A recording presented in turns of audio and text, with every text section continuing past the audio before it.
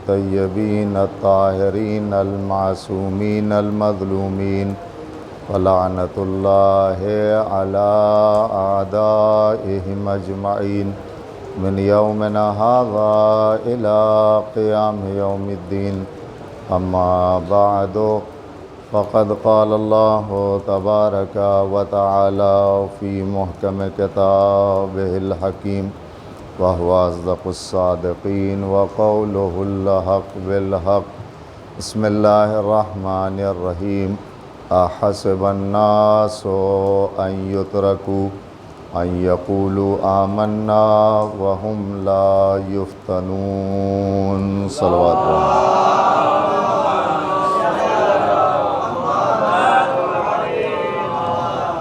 دیکھیے، مائک کے سلسلے میں جو میں بار بار کہہ رہا ہوں وہ اس لیے کہ چونکہ مسلسل پڑھ رہے ہیں اور ہماری بھی ایک کیپیسٹی ہے کہ جب مائک کا سہارا ملتا ہے تو تھوڑا طاقت ملتی ہے. تو بہرحال جیسے تیسے آج بھی جھیل لے رہا ہوں اور کل بھی ایک دن اور بچا ہوا ہے، تو بعد میں آنے والوں کو دقت نہ ہو. ایک صلوات پڑھیے محمد علیہ.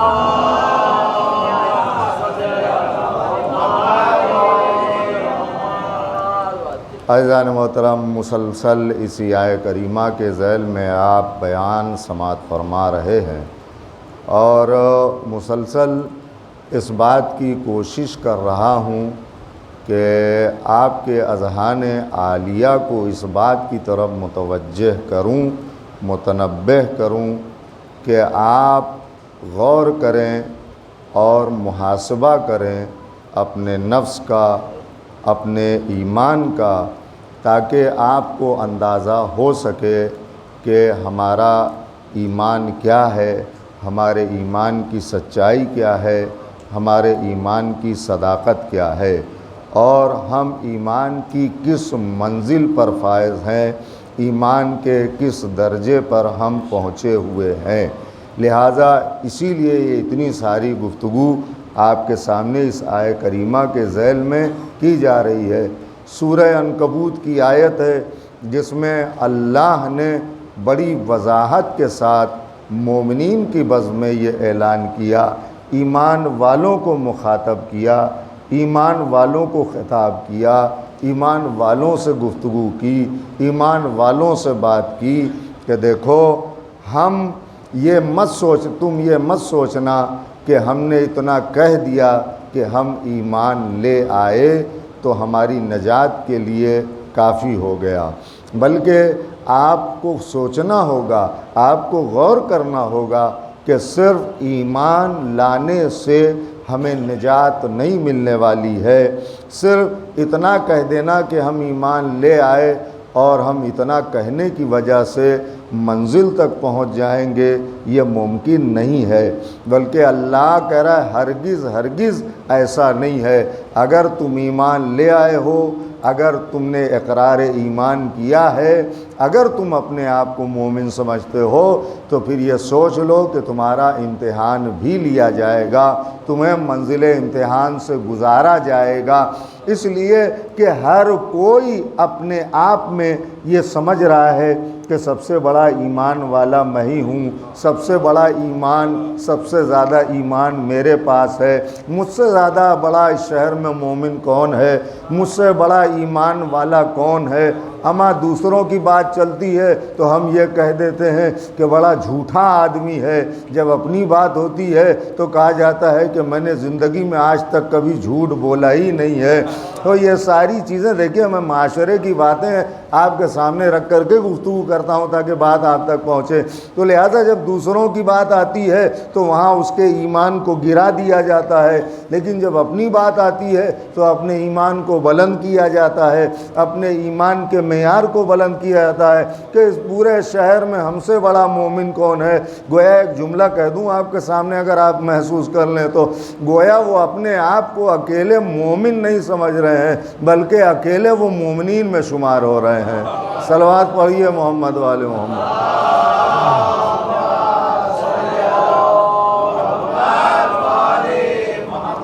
توجہ کر رہے ہیں؟ تو لہذا اتنا بڑا بھی مومن نہیں ہونا ہے کہ مومنین ہو ایک اکیلے ہم بن جائیں. توجہ کر رہے ہیں؟ اور اتنا بھی نیک اور متقی پرہیزگار نہیں ہو جانا ہے کہ ایک پیر جنت کے باہر چلا جائے. توجہ کریں, تو ہر چیز کو حد میں رکھنا ہے, ہر چیز کو ایمان کے دائرے میں رکھنا ہے. توجہ کریے گا, یہ ایک مستقل موضوع ہے جو میں نے آپ کے سامنے ایک جملہ کہا ہے.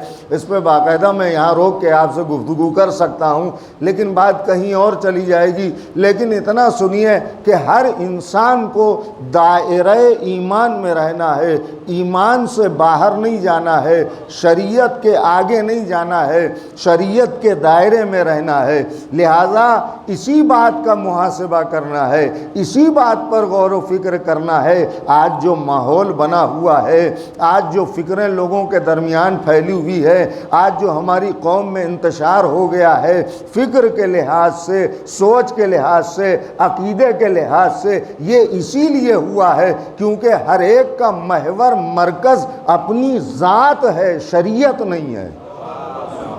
توجہ کریں, ہر ایک کا اپنا مرکز ہے, وہ ہے اپنی ذات, شریعت کسی کی نظر میں نہیں ہے. ابھی اسی دن میں نے کیا کہا تھا آپ کے سامنے کہ جناب نوح نے کشتی بنائی, نجات کی کشتی بنائی, تو ایک طرف طوفان آیا, سیلاب آیا, اور ایک طرف نجات کی کشتی بنائی گئی. اب ایسے میں ہر کوئی اپنا راستہ بنانے لگے نجات کے لیے, تو کیا بتائیے یہ انسان کی نجات کے لیے کافی ہوگا؟ کافی نہیں ہوگا. سنیے جو بات میں کہہ رہا ہوں اور جو فکر آپ تک پہنچا رہا ہوں.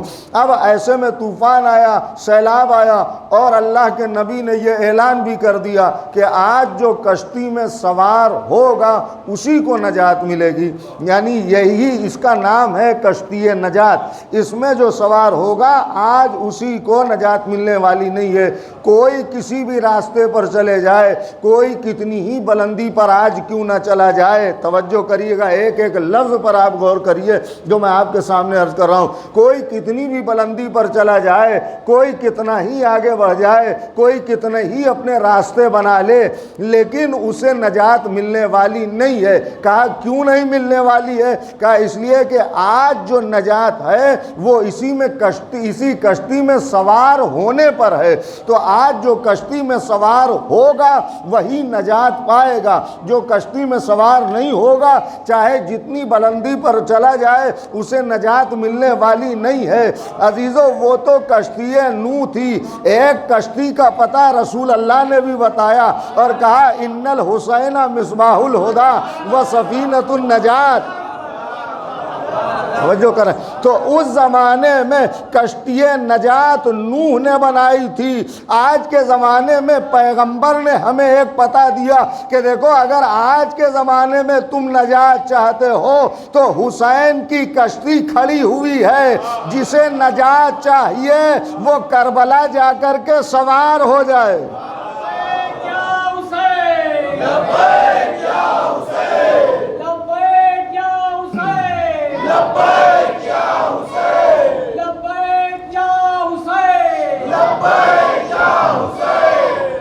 دیکھا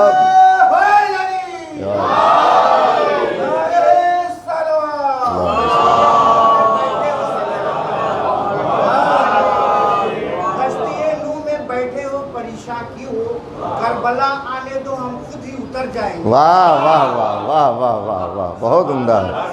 آج آپ دیکھ رہے ہیں یہ جو پوری دنیا سے لوگوں کا ہجوم جو ہر سال بڑھتا ہے کربلا کی طرف, یہ اس بات کی طرف اشارہ ہے کہ لوگ کشتی نجات کی طرف جا رہے ہیں. لوگ اپنی نجات چاہتے ہیں, لوگ ایک منزل تک پہنچنا چاہتے ہیں. لہذا اگر امتحان ایمان کے راستے پر امتحان کے ذریعے سے منزل تک پہنچنا ہے کہ جہاں تمہیں نجات مل جائے تو کشتی حسین میں سوار ہو جاؤ. اس لیے کہ پیغمبر نے فرمایا ہے کہ حسین چراغ ہدایت ہیں اور کشتی نجات ہیں.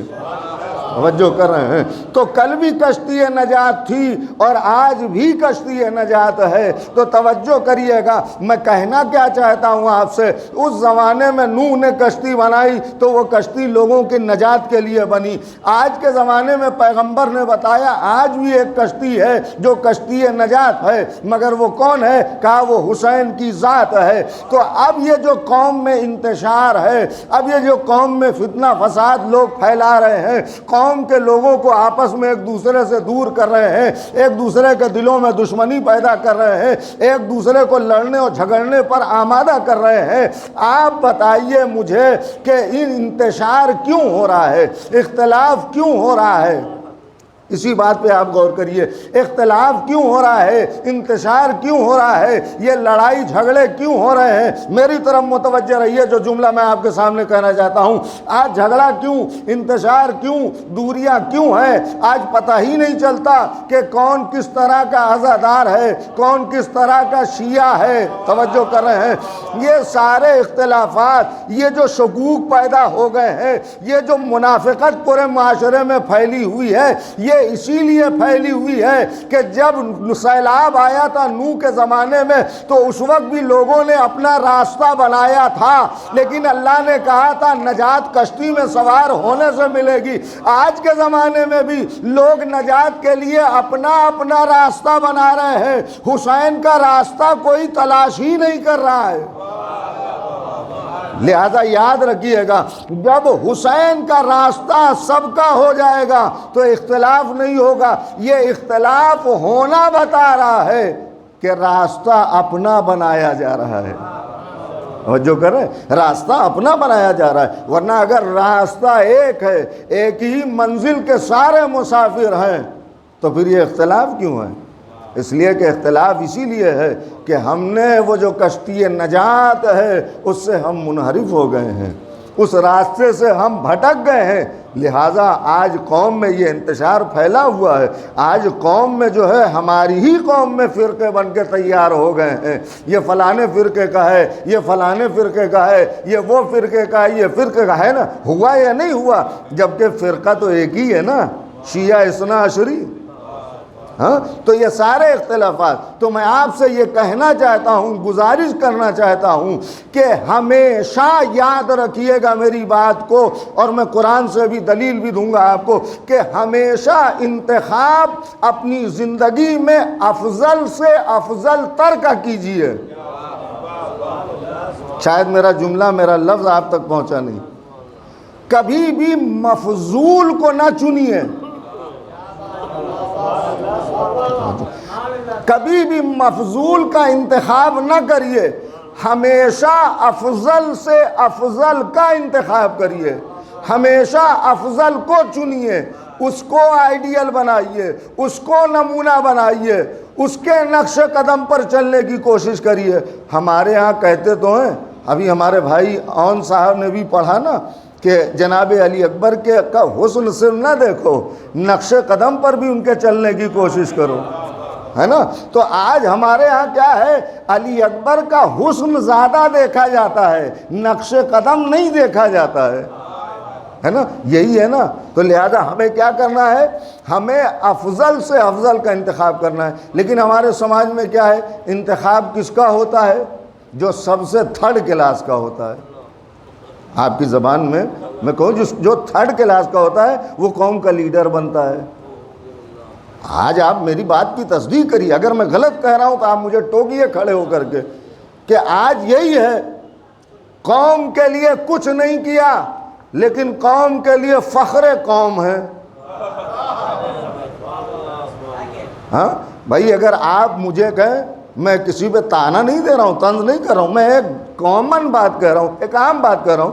میں کہہ رہا ہوں کہ میں نے قوم کے لیے کچھ بھی نہیں کیا، بس مجھے کہا جا رہا ہے کہ ہماں یہ وہ شخصیت ہیں جو فخر قوم ہے، فخر ملت ہے، فخر تشیع ہیں۔ ارے بھیا، میں نے کون سا ایسا کام کیا ہے؟ خمینی صاحب کو اگر فخر قوم کہا جائے تو برا مان جاتے ہیں، ہاں؟ لیکن اگر ایسے ویسے کو کہہ دیا جائے تو کسی کو برا نہیں لگتا، کوئی اعتراض نہیں ہوتا۔ کہا دولت ان کے پاس زیادہ ہے، تو اب یہ تو مولا کی حدیث بھی ہے، چونکہ دولت زیادہ ہے اس لیے دولت نے ان کے عیب کو چھپا دیا ہے، لہذا عیب کو چھپا دیا ہے۔ اب لوگ چاپلوسی میں آگے بڑھ رہے ہیں، آئیے صاحب آئیے، آپ تو فخر قوم ہیں، فخر ملت ہیں، آپ تو یہ ہیں، آپ تو وہ ہیں، سمجھ رہے ہیں آپ، یہ وہ ہیں، لیکن کیا ہے کچھ پتہ نہیں ہے۔ شاید وہ بھی اکیلے میں تنہائی میں ہنستے ہوں گے کہ یہ قوم کتنی بے وقوف ہے، ہاں، کہ جو ہمارے جیسے لوگ کو فخر ملت کری۔ ابھی کل میں چلتے چلتے راستے میں نے ایک لطیفہ اپنے بھائیوں کو سنایا تھا کہ ہوتا کیا ہے سنیے۔ اب ایک راستے میں آ کر کے گدھا بیٹھ گیا راستے میں آ کر کے۔ اب لوگوں نے بہت کوشش کی کہ اس گدھے کو راستے پر سے ہٹایا جائے، ہے نا۔ کل ہی میں نے اون بھائی کو بھی یہ لطیفہ سنایا، کہا کہ بھائی کیا کیا جائے، کہا کہ راستے کو گدھے کو راستے سے ہٹایا جائے۔ اب لاکھ لوگوں نے جتن کی، کوشش کی، مگر گدھا ہٹنے کے لیے تیار نہیں ہے تو گدھا۔ ہاں سنیے گا جو بات میں کہہ رہا ہوں اس کے پس منظر میں یہ لطیفہ سنیے تاکہ بات آپ تک پہنچ جائے۔ کہا کہ وہ گدھا ہٹنے کے لیے تیار نہیں۔ ایک صاحب آئے، آنے کے بعد انہوں نے کہا آپ سب ہٹ جائیے، ہم اسے ہٹائیں گے۔ توجہ کریے گا جو بات میں کہہ رہا ہوں۔ قوم میں گدھے کی حرکت دیکھنے کے بعد بھی سبق نہیں لیا جاتا ہے۔ ہاں کہا کہ ہٹو صاحب، میں اسے ہٹا دیتا ہوں۔ کہا یہ صاحب کون ہے، ہم نے اتنی کوشش کی یہ تو ہٹا نہیں، یہ کیا کر لیں گے۔ کہا مت ان کو بھی کوشش کر لینے دو۔ اب یہ آنے کے بعد گدھے کے کان میں کچھ کہا، گدھا اٹھ کر کے چلا گیا۔ دیکھ رہے ہیں آپ، اب لوگ یہ کہنے لگے کہ ہم نے اتنی کوشش کی ہر لحاظ سے مگر یہ اٹھ کر کے گیا نہیں۔ یہ کیا ہوا کہ ایسا کہ اس نے آ کر کے کان میں کہہ دیا اور یہ اٹھ کر کے چلا گیا۔ اب لوگوں کی جستجو بڑھی اور اس کے پاس گئے، کہا بھیا یہ بتاؤ کہ تم نے کیا ایسا اس کے کان میں کہہ دیا کہ یہ اٹھ کر کے چلا گیا، بس یہی جملہ آپ تک پہنچانا ہے۔ کہا میں نے کچھ نہیں کہا، صرف اتنا کہا کہ تم اٹھ کر چلے جاؤ، تمہاری جگہ پر میں بیٹھ جاتا ہوں۔ کیا کہتے بابا سے برس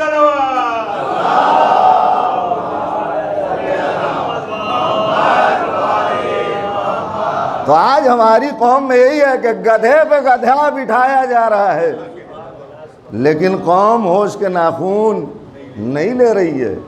عزیزو غور کریے آپ، ہمیشہ میرا کہنے کا مقصد کسی کی ذات یا شخصیت نہیں ہے۔ میرا کہنے کا میں کبھی بھی منبر رسول سے کسی ذات اور کسی شخصیت پر حملہ نہیں کرتا ہوں، میں ہمیشہ عمومی بات کہتا ہوں۔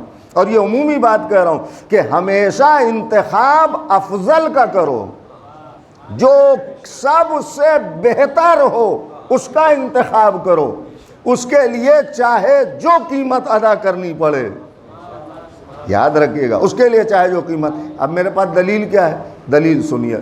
کہا افضل کا انتخاب کرو۔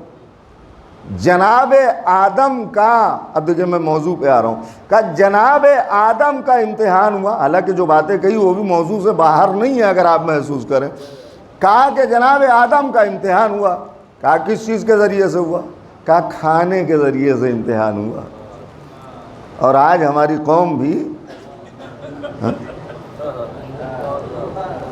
اب اس کی وجہ بتا رہا ہوں آپ کو، اس کی وجہ بتا رہا ہوں کہ آج کھانے کی طرف ہماری بھی دلچسپی اسی لیے ہے۔ کس لیے، سنیے، کا امتحان ہوا۔ کہا آدم کا امتحان کیا ہوا، اللہ نے کہا کہ آدم گیہوں نہ کھانا، گیہوں نہ کھانا۔ حرام تو نہیں تھا نا، گیہوں کھانا حرام نہیں تھا، لیکن نہ کھانا افضل تھا۔ توجہ کریے گا، دیکھیے بہت پیچیدہ بات ہے جو بہت آسانی سے آپ تک پہنچا رہا ہوں، لیکن نہ کھانا افضل تھا، ہے نا، یہی ہے۔ تو جناب آدم نے کیا کیا، گیہوں کھا لیا۔ اس دن میں نے کسی مجلس میں عرض کیا تھا نا، مولا کائنات نے سے ساسا نے کیا سوال کیا تھا، مولا آپ افضل کہ آدم؟ مولا نے بھی یہی کہا تھا کہ میں آدم سے افضل ہوں۔ کیوں؟ اس لیے کہ انہیں گیہوں کھانے سے روکا گیا تھا، انہوں نے کھا لیا، مجھے روکا بھی نہیں گیا، میں نے کبھی چھوا بھی نہیں، یہی تو مولا نے کہا تھا نا۔ تو یہاں میں وہی چیز آپ کے سامنے رکھ رہا ہوں، کہا کہ کھا لیا انہوں نے۔ جب کھا لیا تو ہوا کیا، کہا جب کھا لیا تو جنت میں رہ نہیں سکے، دیکھیے کھانے کی وجہ سے دنیا سے جنت سے نکال دیے گئے، اور ایک دن یہی کھانے کی وجہ سے ہم دنیا سے نکال دیے جائیں گے۔ ایک صلوات پڑھیے محمد والے محمد۔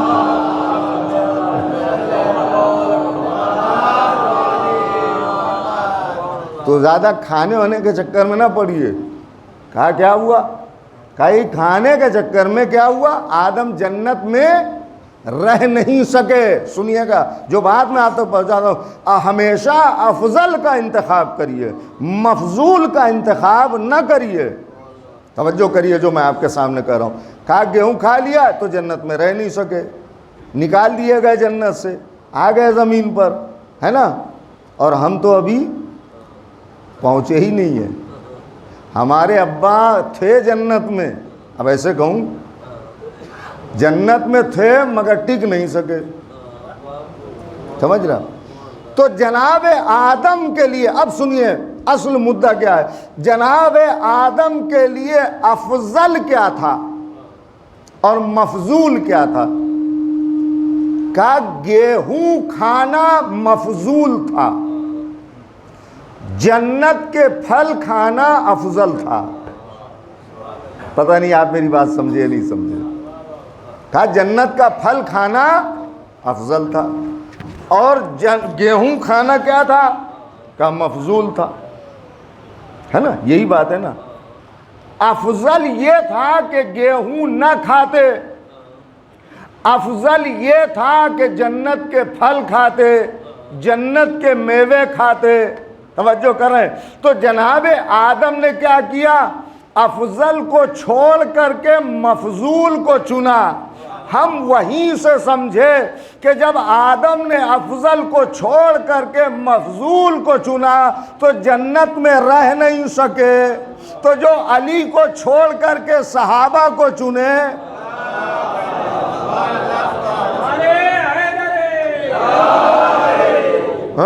غور کریے گا، جناب آدم نے افضل کو چھوڑ کر کے مفضول کو چنا تو جنت میں رہ نہیں سکے، تو جو علی کو چھوڑ کر کے، جو افضل کو چھوڑ کر کے مفضول کو چنے تو وہ جنت میں کیسے جا سکتا ہے؟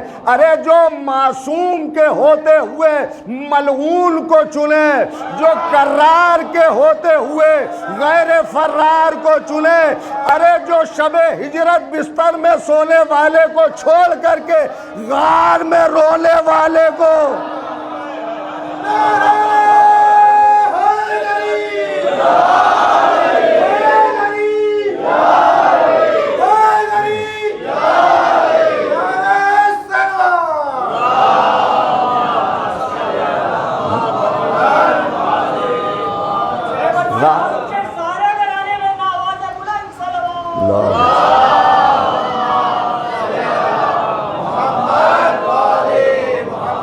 اور کریں نا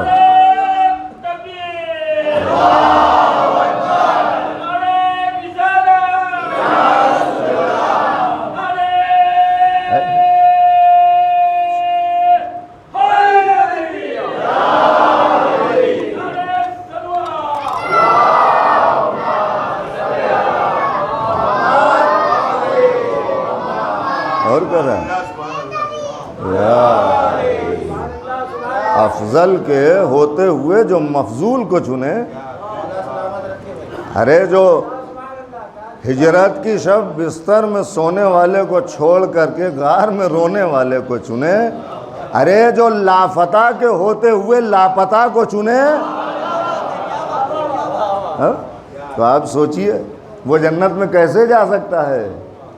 تو جنت میں جانا اتنا آسان کام نہیں ہے، لیکن جنت میں جانا آسان ہے، جہنم سے بچنا مشکل ہے مگر آسان ہے۔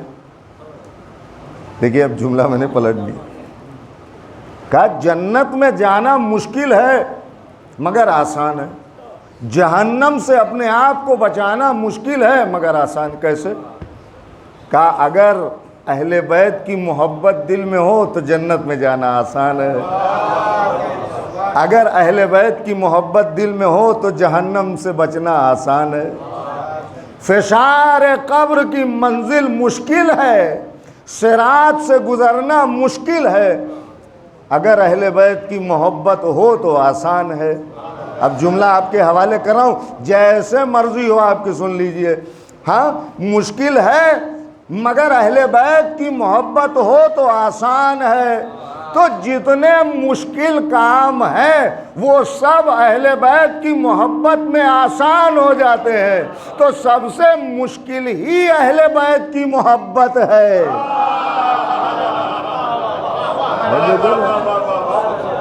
جو کر رہے ہیں آپ کیا سوچتے ہیں، یہ مجلس کر لیے، حتوق علی علی کر لیے اور تھوڑا سا محبت کا اظہار کر لیے، یہ اہل بیت سے محبت ہو گئی؟ ارے محبت کا معیار بھی تو دیکھیے کہ ہماری محبت کا معیار کیا ہے۔ کبھی ہم نے آپ نے دیکھا کہ ہماری محبت کا، جب محبت کا معیار دیکھو گے اہل بیت سے تو اپنا ایمان بھی سمجھ میں آئے گا، سمجھ رہے ہیں؟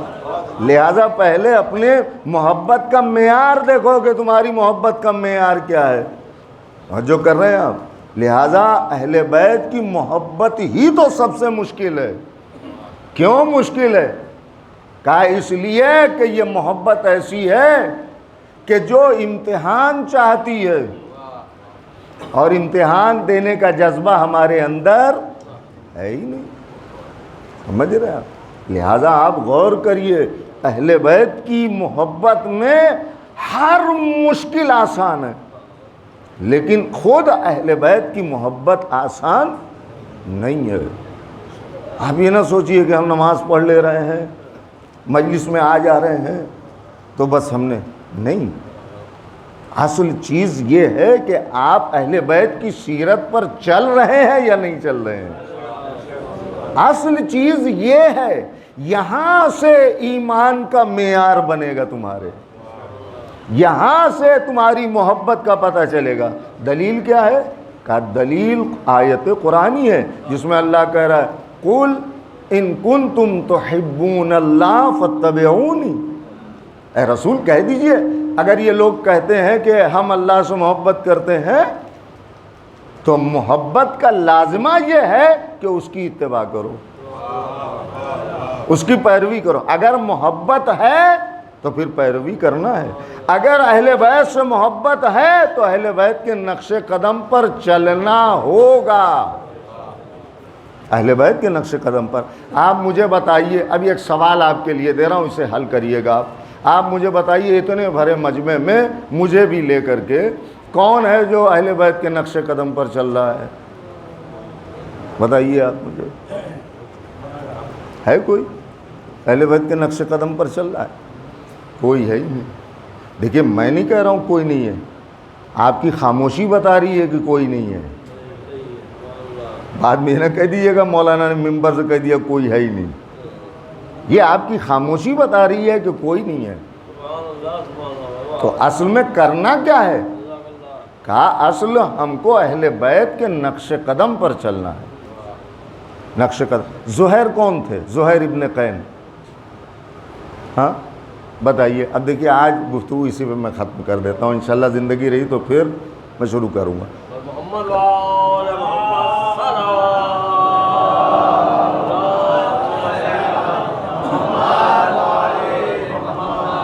کہا زہیر ابن قین کون ہے؟ کہا یہ اہل بیت کے چاہنے والے ہیں، اہل بیت سے محبت کرنے والے ہیں؟ آپ سب کہیں گے ہاں، لیکن میں کہتا ہوں نہیں، ہاں یہ اہل بیت سے محبت کرنے والے نہیں تھے، ٹھیک ہے؟ میں بات کس چیز پہ کر رہا ہوں؟ اہل بیت کے نقش قدم پر چلنا۔ وہب قلبی کون تھے؟ اہل بیت کے چاہنے والے نہیں تھے، کیا تھے؟ عیسائی تھے، ٹھیک؟ زہیر تو پھر بھی مسلمان تھے، یہ الگ بات ہے کہ یہ عثمانی مسلمان تھے، ہے نا؟ عثمانی، یہ اہل بیت کے چاہنے والے نہیں تھے زہیر ابن قین۔ اب دیکھیں دونوں کی باتیں میں سامنے رکھ رہا ہوں اور یہاں سے آپ نتیجہ لے جائیے مجلس سے۔ جتنی مجلسیں میں نے پڑھی ہیں اور کل جو پڑھوں گا یہ آج نتیجہ آج آپ کو میں آپ کو دے رہا ہوں۔ کہا یہ زہیر ابن قین کون؟ کہا یہ اہل بیت کے چاہنے والے نہیں تھے۔ وہب قلبی کون؟ کہا یہ بھی اہل بیت کے چاہنے والے نہیں تھے، ایک عیسائی تھے۔ لیکن ہوا کیا؟ کہا جب امام حسین مدینے سے مکہ آئے اور مکے سے جب کربلا کی طرف چلنے لگے تو اتفاق ایسا تھا، یہ اتفاق بھی اللہ نے اس لیے پیدا کیا تھا کہ ہدایت پہنچانی تھی زہیر ابن قین تک۔ کہا ہوا یہ کہ ایک طرف حسین چل رہے ہیں، حسین کا قافلہ چل رہا ہے، اور دوسری طرف زہیر ابن قین چل رہے ہیں، وہ چل رہے ہیں۔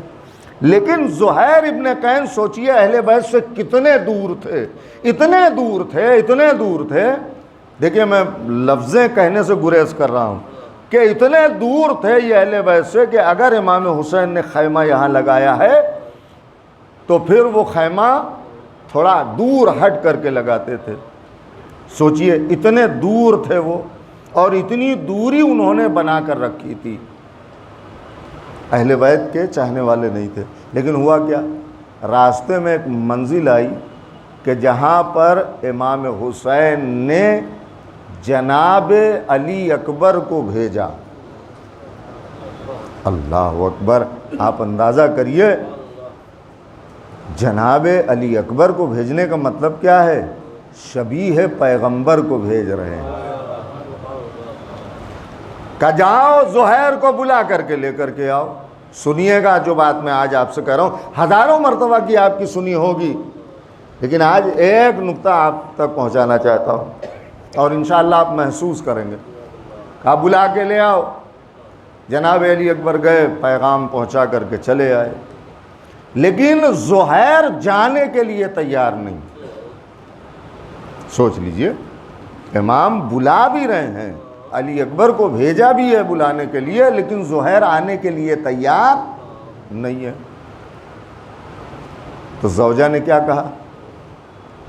کہا فرزند رسول بلا رہے ہیں، کم سے کم اتنا تو لحاظ کرو، جاؤ دیکھو تو صحیح کہ کہنا کیا چاہتے ہیں۔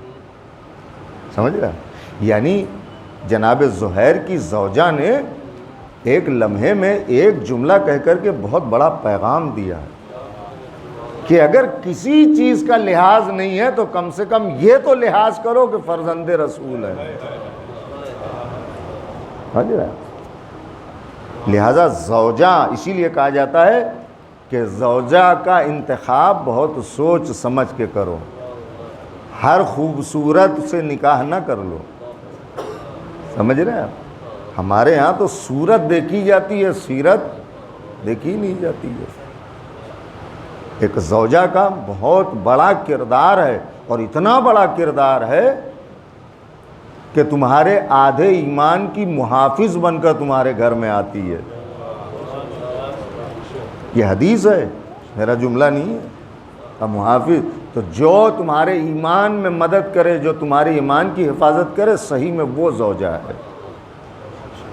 تو لہذا زوجہ کے کہنے پر تیار ہوئے، آئے مولا کی بارگاہ میں۔ لیکن کیا باتیں ہوئی یہ اکثر تاریخ میں نہیں لکھا ہے۔ کیا باتیں ہوئی آقا حسین کی زہیر ابن قین سے، لیکن اتنا لکھا ہے کہ اب جو نکلے تو جو خیمہ ابھی تک دور دور تھا، اب وہ خیمہ وہاں لگنے لگا جہاں حسین کا خیمہ تھا۔ یعنی کیا مطلب ہے؟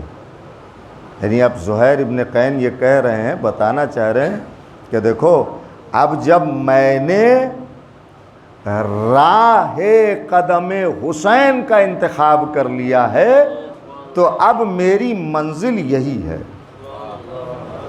کہ میں حسین کے راستے پر چلوں۔ اور اتنا آمادہ، اتنا تیار ایک لمحے میں کہ زوجہ کو طلاق دینے کے لیے تیار ہو گئے۔ سوچئے آپ، حسین کے نقش قدم پر چلنا ہے۔ سن لیا نا ایک دلیل، دوسری دلیل سنی اور بات ختم ہو گئی۔ وہب قلبی، ان کے اکثر مصائب بھی نہیں پڑھے جاتے ہیں، کم سے کم ایام اعضاء میں ایک آدھ بار تو ان کے مصائب پڑھنا چاہیے تاکہ لوگوں کے ذہنوں میں نقش رہے ایک وہب قلبی کا. کہا یہ کیسے آئے امام کے پاس؟ آخری بات سن لیجئے. کہا کہ یہ امام کے پاس کیسے آئے؟ امام نے ایک بار جب خیمہ لگایا ایک جگہ تو دیکھا کہ دوپہر کا وقت تھا، دھوپ تھی، کہ دھوپ میں ایک جھوپڑی ہے. لہذا امام حسین علیہ السلام گئے اس جھوپڑی تک، اور جانے کے بعد امام نے دروازہ دق الباب کیا، دروازہ کھٹکھٹایا تو ایک ضعیفہ نے دروازہ کھولا. امام کے اہل بیت کے نقش قدم پر جب ان کی راہ میں اپنے آپ کو ڈال دیا ہے تو اب اسی راستے پر چلنا ہے. دلیل میں آپ کو دے رہا ہوں. ایک زہر ابن قیل، دوسری دلیل سن. وہ جب پہنچے تو کہا کون؟ کہا میں نواس رسول.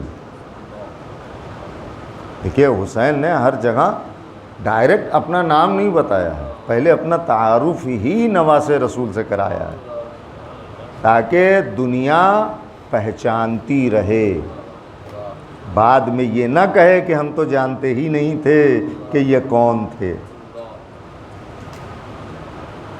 کہا گھر میں کون کون رہتا ہے؟ کہا میں رہتی ہوں، میرا بیٹا رہتا ہے اور میری بہو رہتی ہے. کہا میں ان سے ملنا چاہتا ہوں. کہا اس وقت وہ گھر پہ نہیں ہے. کہا صبح کو وہ روزی روٹی کی تلاش میں چلے جاتے ہیں، زوجہ بھی ساتھ میں چلی جاتی ہے. امام نے کہا اچھا ٹھیک ہے، آئیں گے تو کہہ دینا کہ میں نے بلایا ہے. اور چلتے چلتے امام نے پوچھا یہ بتائیے کہ یہاں پر آپ کو کوئی تکلیف، کوئی پریشانی؟ کہا ایک تکلیف، ایک پریشانی ہے. کہا کیا پریشانی؟ کہا پانی کی تکلیف ہے، بڑی دور سے پانی لانا پڑتا ہے. تو امام نے خنجر نکالا، پتھر پہ مارا تو پتھر سے پانی کا چشمہ جاری ہوا.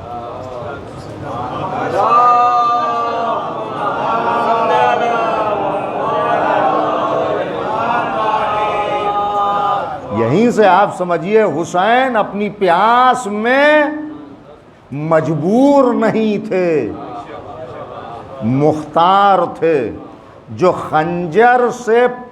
خنجر کے ذریعے پتھروں سے پانی نکال سکتا ہے وہ اپنی پیاس میں مجبور کیسے ہو سکتا ہے؟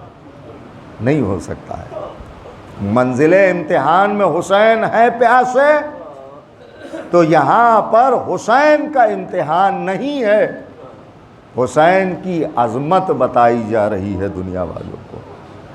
حسین کے ذریعے سے لوگوں کا امتحان لیا جا رہا ہے کہ تمہارا امام پیاسا ہے، اللہ دیکھنا چاہتا ہے کہ تم میں سے کون ہے جو حسین کو پانی پلائے.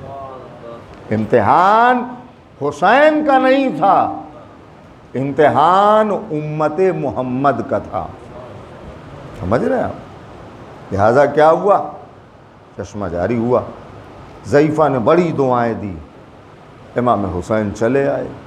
سنیے بس ایک دو جملہ سنیے اور مجلس سمجھ. کہا امام چلے آئے واپس. اب جب شام میں بیٹا آیا اور بہو آئی تو بتایا بیٹا ایسا ایسا ایک انسان آیا تھا اور اس نے پوچھا چلتے چلتے کہ کوئی پریشانی، کوئی تکلیف؟ تو میں نے کہا پانی کی تکلیف. تو اس نے پتھر سے چشمہ جاری کیا. کہا بیٹا بلایا ہے، چلو چل کے دیکھتے ہیں کہ وہ کہنا کیا چاہتے ہیں. ابھی 17 روز عاشور تک، جس دن شہادت ہوئی ہے جناب، 17 یا 18 دن شادی کے ہوئے تھے. سمجھیں؟ جوان ہیں، خواہشات ہے، ساری چیزیں ہیں، لیکن اس کے باوجود امام کے بلانے پر گئے. اور جب گئے تو جانے کے بعد انہوں نے اپنی منزل کو پہچان لیا. پہچاننے کے بعد آپ جانتے ہیں،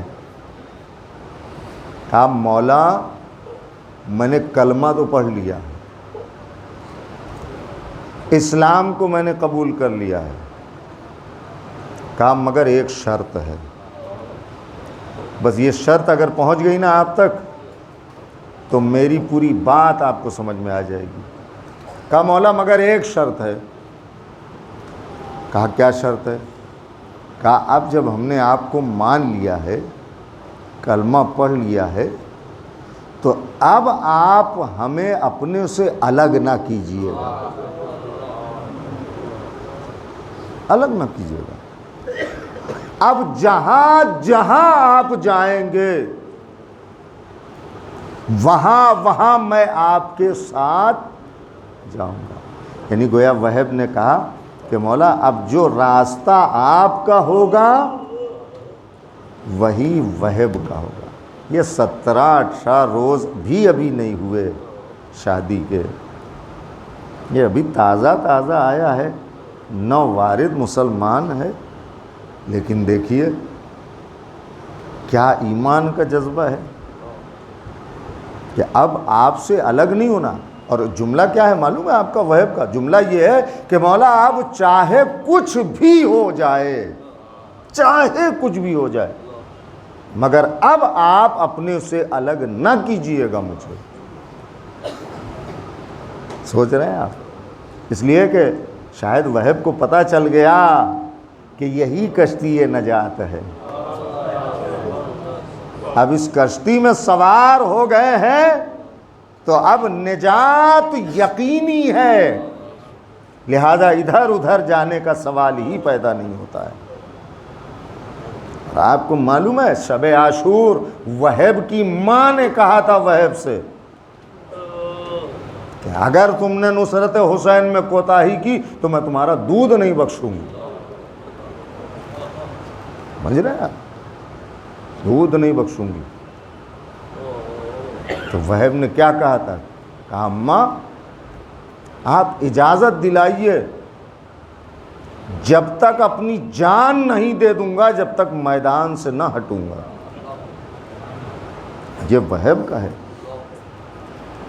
سوچئے جب چند دن کے آئے ہوئے لوگ چند لمحوں میں اتنے بامعرفت ہو سکتے ہیں اور اتنے چاہنے والے زبردست قسم کے کہ اب اگر چلنا ہے تو آقا کے نقش قدم پر ہی چلنا ہے، اب کچھ بھی ہو جائے اس راستے میں چلنے پر، اب راستہ نہیں چھوڑنا ہے۔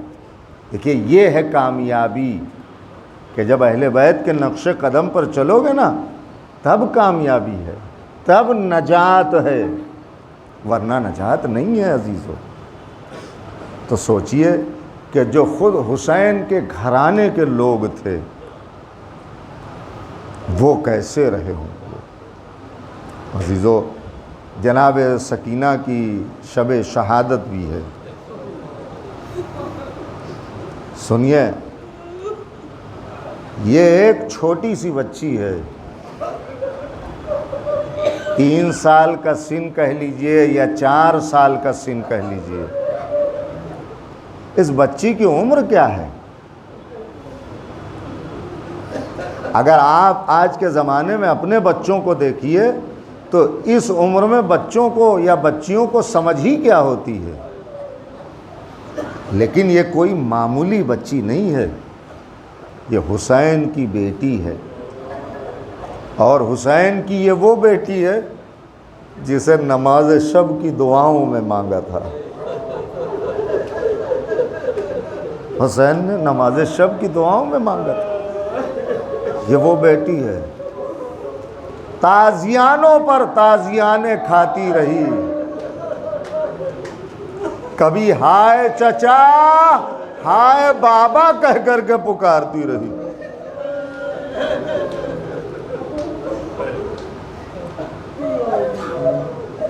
تازیانے کھاتی رہی، گوشوارے چھین لیے گئے، دامن میں آگ لگا دی گئی، اس 4 سال کی بچی پر قیامت ڈھا دی گئی۔ بچی روتی رہی روتی رہی۔ عجب دنیا کا دستور ہے کہ ایک یتیمہ کو پرسہ بھی دیا تو کیسے دیا، اس کے بعد کبھی تماچے مارے، کبھی تازیانے مارے، کبھی گوشوارے چھینے۔ عزیزو بس آپ آمادہ ہو گئے نا رونے کے لیے، بس ایک روایت سنیے، مجلس تمام ہو گئی۔ کہا 3 شخصیتیں ایسی ہیں جن کو جب غسل دیا گیا تو غسل دینے والا چیخ مار کر کے رونے لگا۔ بس ختم کر رہا ہوں مسائل۔ غسل دینے والا چیخ مار کر کے رونے لگا۔ آپ جانتے ہیں جب مولا کائنات فاطمہ زہرا کو غسل دے رہے تھے تو غسل دیتے دیتے چیخ مار کر کے رونے لگے۔ جب غسل خانے سے باہر آئے تو لوگوں نے پوچھا مولا آپ اس طرح سے چیخ کر کے کیوں روئے؟ مولا نے کہا ارے جب میں سیدہ کے پسلیوں پر پانی ڈال رہا تھا تو میں نے کیا دیکھا کہ سیدہ کی پسلیاں ٹوٹی ہوئی ہے۔ ارے سیدہ دنیا سے چلی گئی مگر مجھ سے کبھی شکوہ نہ کیا، کبھی شکایت نہ کی۔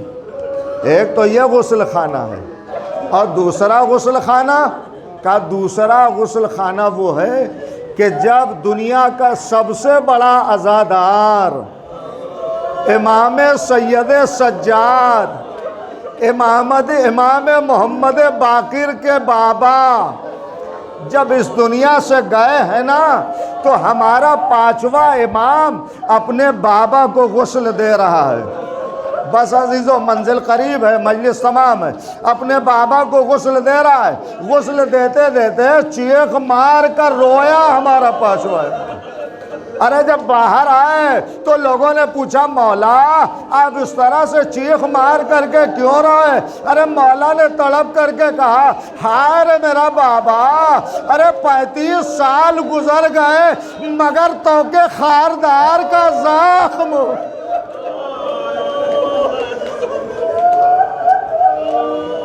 ہاں زادارو بس سنی، اجرکم اللہ اجرکم اللہ۔ آخری منزل ہے اور مجلس تمام ہے۔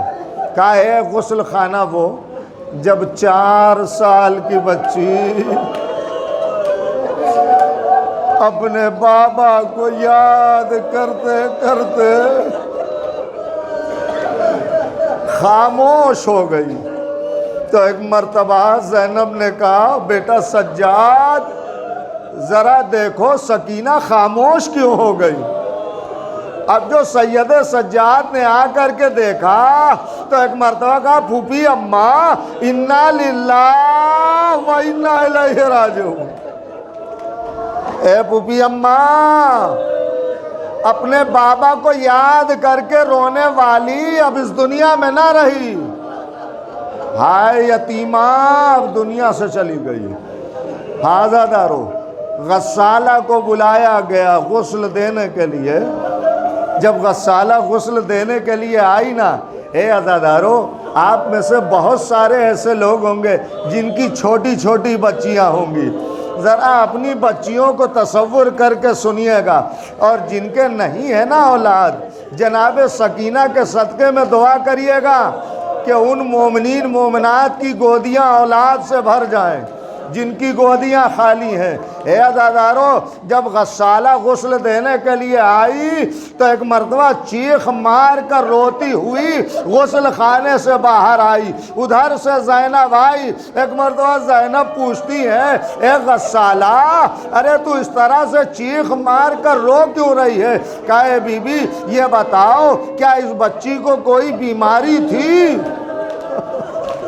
عزادارو تصور شرط ہے اور آخری لمحہ ہے مجلس کا، سن لیجئے۔ کہا اس بچی کو کوئی بیماری تھی؟ کہا بات کیا ہے؟ کہا بات یہ ہے کہ جب میں غسل دینے کے لیے اس بچی کا کرتا اتارنا چاہتی ہوں تو کرتے کے ساتھ جسم کی جلد بھی چلی آتی۔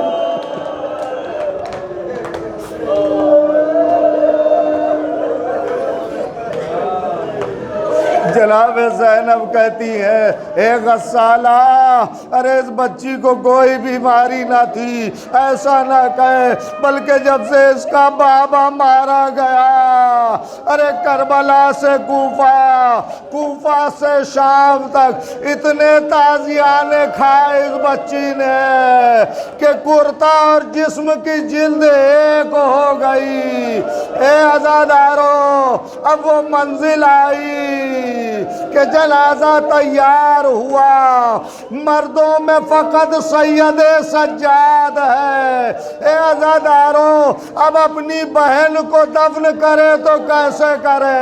ہاتھوں میں ہتھکڑیاں ہے، پیروں میں بیڑیا، گلے میں خاردار توق ہے۔ اے عزادارو، نہ جانے کیسے سید سجاد نے سکینہ کے لاشے کو اٹھایا، سپرد لحد کرنا چاہا۔ ارے عجب نہیں کہ دو ہاتھ نمودار ہوئے ہو اور یہ کہا ہو اے سجاد لاؤ میری امانت کو میرے حوالے کر لو، اے سجاد لاؤ میری سکینہ کو میرے حوالے کر لو۔ الا لعنۃ اللہ علی القوم الظالمین، سیعلم الذین ظلموا ای منقلب ینقلبون۔ بار الہ تجھے محمد وآل محمد کا واسطہ ہمارے اس مختصر سے عمل کو قبول فرما، ہمارے ان آنسوؤں کو رومال سیدہ میں جگہ عنایت فرما۔ پروردگار جتنے بھی مومنین مومنات دنیا سے رخصت ہو گئے ان کی مغفرت فرما، جہاں جہاں بھی شیعیان حیدر کرار ہیں ان کی جان مال عزت آبرو ایمان کی حفاظت فرما۔ پروردگار تمام عزاداروں کو دنیا اور آخرت کی بلا آفت وبا مرض قحط اور حادثے سے محفوظ فرما۔ پروردگار جو مومنین مومنات پریشان حال ہیں ان کی پریشانیوں کو دور فرما۔ پروردگار تجھے محمد وآل محمد کا واسطہ جو مومنین مومنات بے اولاد ہیں ان کی گودیاں خالی ہیں، پروردگار جناب سکینہ کے صدقے میں ان کی گودیوں کو اولاد کی نعمت سے بھر دے۔